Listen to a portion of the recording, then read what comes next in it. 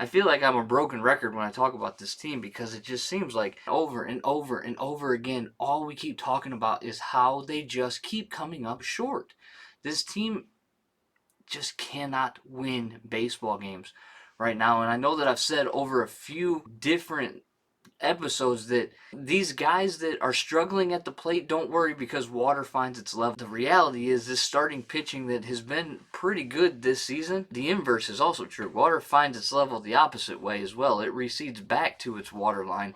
And we're seeing that right now with our starting pitching. And truthfully, in the first two games against the Red Sox, the offense did a pretty decent job. They collected 21 hits in two games, but neither starter went more than 5 innings.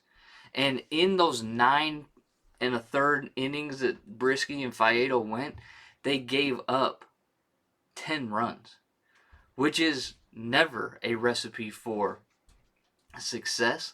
Is never a recipe. Let me correct that. It's actually 9 earned runs that they gave up because Andrew Chafin actually gave one up in game two. We're going to talk about that bullpen too, but just not a good recipe when you are struggling to hit the ball, or you're hitting the ball but still not necessarily pushing runs across the plate. You have 10 hits in game one for the Tigers.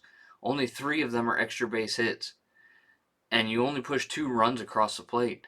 There's a problem. In the second game two, they actually pushed 4 runs across the plate, and I think it's only the 10th time all season that they've lost after scoring 3 or more runs. They had 11 hits, but of those 11 hits, only 3 of them were extra base hits. So the offense came alive. Game 3, 5 total hits. 2 of them were for extra base hits.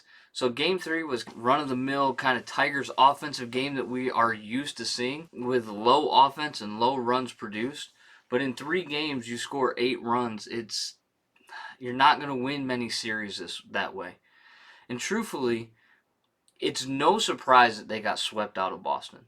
No surprise at all. And in fact, just to add salt to the wound, the Red Sox Twitter this afternoon put up a throwback Thursday of the ALCS game in 2013 when Big Papi hit that home run over Torrey Hunter in right field, who flipped over the wall. And I tweeted at him and I said, do you have to pour salt in the wound? You just swept us. Our team's not as good as yours.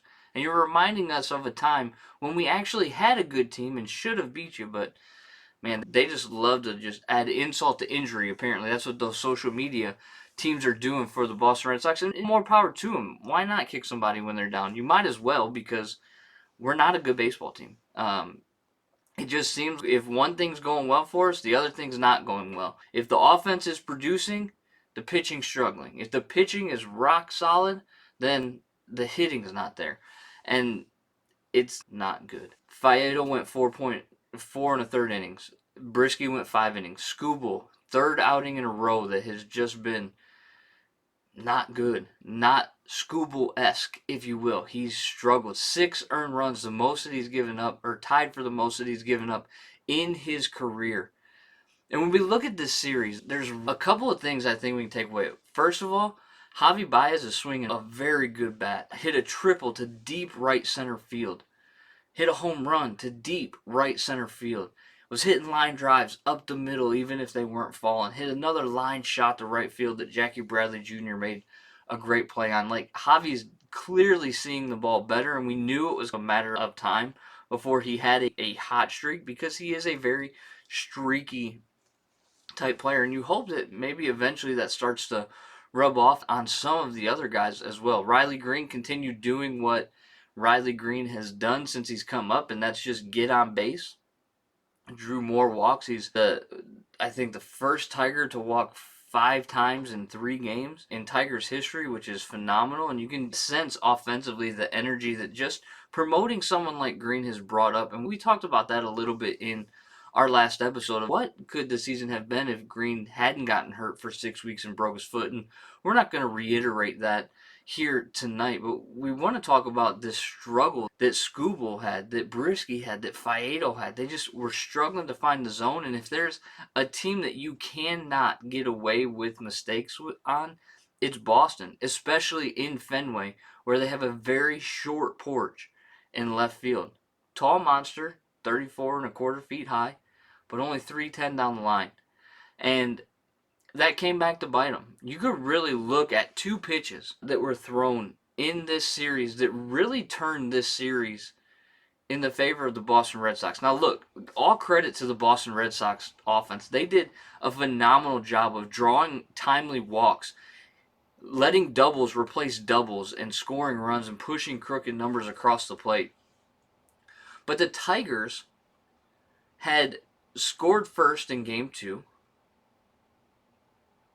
Brisky gives up a 3-run home run on a slider left up to Trevor Story, and Story absolutely did what you're supposed to do with sliders that just spin in the middle of the plate. He knocked it out of Fenway Park, drove in 3 runs. Now the Tigers are losing 3-2.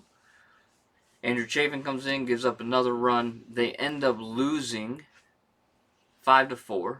Just could not scratch across another run to tie it up in the 9th. And it really set the scene for them to be swept. Taking a 2-0 lead into that inning where Brisky's facing Trevor Story, I believe it was the 4th, and then going out of that inning having lost the lead and now having to play from behind, and then Brisky would go on to give up another run, so they ended up being down 4-2, and then Chafin comes in, gives up like the first home run he's given up in like forever, and the Red Sox are now 5-2. The Tigers push a run across the plate, so now it's 5-3. Scope homers in the top of the 9th. Now it's 5-4. And I was keeping score of that game, and I'm looking back on Game 2, and I'm thinking, okay, the 8th inning. We had guys in scoring position. We had Spencer Torkelson come to the plate. We had Jeimer Candelario come to the plate. And 3 pitches is all it took to retire both of those guys. Torkelson, what just seems to be a common theme for him, pops up to the first baseman on the first pitch. Guy's stuck at second. Candelario sees a ball, and then he flies out as well. And 3 pitches is all it took to retire those 2 batters with a guy in scoring position, which ultimately was the tying run after Scope's home run later in the game.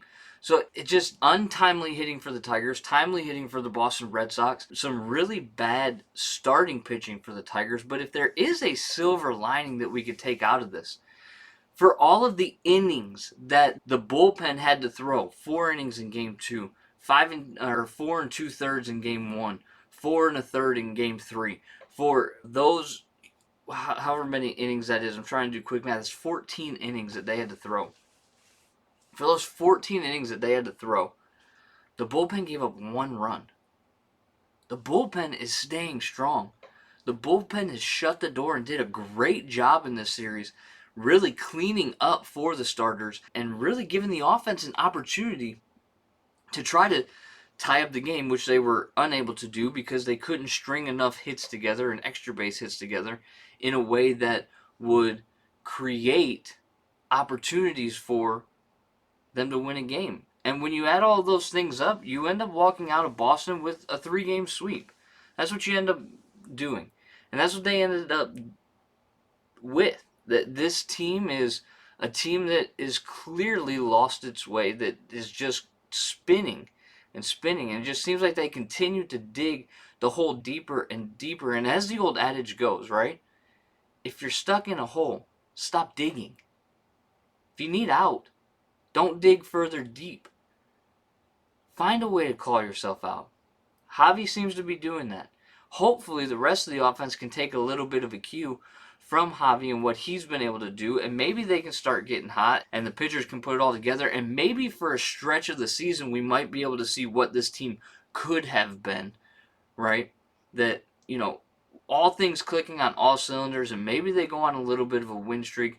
But right now, currently sitting 26-43, 17 games under 500. Brutal. Just absolutely brutal. And I just don't know if it's going to get better. Man on a mission, I'ma get it. You know I be on a what?